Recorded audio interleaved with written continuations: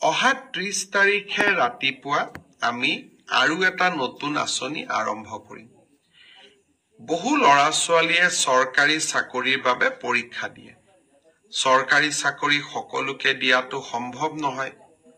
সেইবাবে ৰাজ্য চৰকাৰৰ হৈ মই ঘোষণা কৰিছিলোঁ যে আমাৰ ডেকা ল'ৰা ছোৱালীখিনিক উদ্যোগ আৰু ব্যৱসায় কৰিবৰ বাবে আমি 2 লাখ টকাৰ এটা নিধি প্ৰদান কৰিম।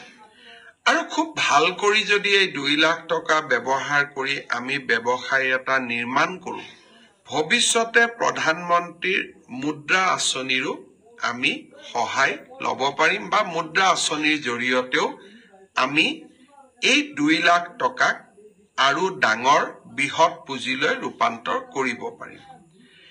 এই প্ৰধানমন্ত্ৰী আমাৰ মুখ্যমন্ত্ৰীৰ আত্মনিৰ্ভৰ অসম আঁচনিৰ প্ৰথম কিস্তিৰ ধন 30 তাৰিখে ৰাতিপুৱা 10 বজাত আমি গুৱাহাটীৰ খানাপাৰা ফিল্ডৰ পৰা বিতৰণ কৰিম।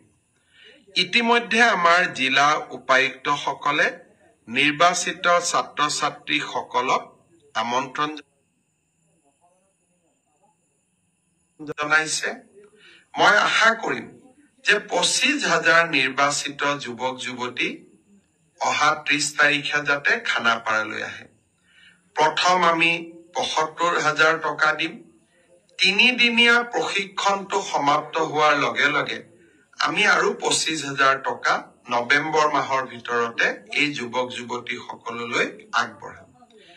পৰৱৰ্তী এই 1 লাখ টকা কেনেকৈ ভাল কৰি ব্যৱহাৰ কৰিছে তাৰ ওপৰত ভিত্তি কৰি আমি পৰৱৰ্তী সময়ত আৰু 1 লাখ টকা যুৱক যুৱতীসকলক আমি দিয়াৰ ব্যৱস্থা কৰিম। বহুতে মোক সোধে টকাটো ঘূৰাই দিব লাগিব নেকি? 1 লাখ টকা ঘূৰাই দিব নালাগে।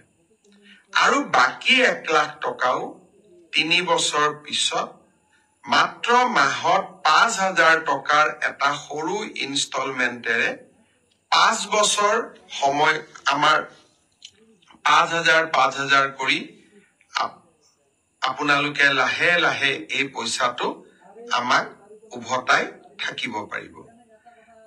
ল'ৰা ছোৱালীক যুৱক যুৱতীক আমি সকলো প্ৰকাৰে সহায় কৰাৰ বাবে আমি প্ৰচেষ্টা কৰিছো।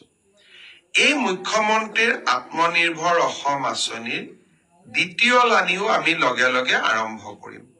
এইবাৰ আমি আৰু নতুনকৈ 75,000 যুৱক যুৱতীক এই মুখ্যমন্ত্ৰীৰ আত্মনিৰ্ভৰ অসম আঁচনিলৈ আনিবৰ বাবে চেষ্টা কৰিম।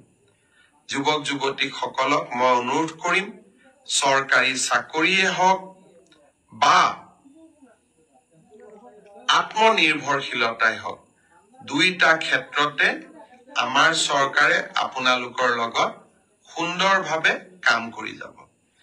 ঈশান বৰুৱাই মোক অভিনন্দন জনাইছে, মই ফেচবুক লাইভত চাই আছো। আমাক অভিনন্দন নহয়, আজিৰ দিনটোত মুখ্যমন্ত্ৰীৰ আত্মনিৰ্ভৰ অসমৰ বাবে নিৰ্বাচিত হোৱা যুৱক যুৱতীসকলক আমি অভিনন্দন জনাইছো সকলোৱে লগ হৈ। অহা 30 তাৰিখে ৰাতিপুৱা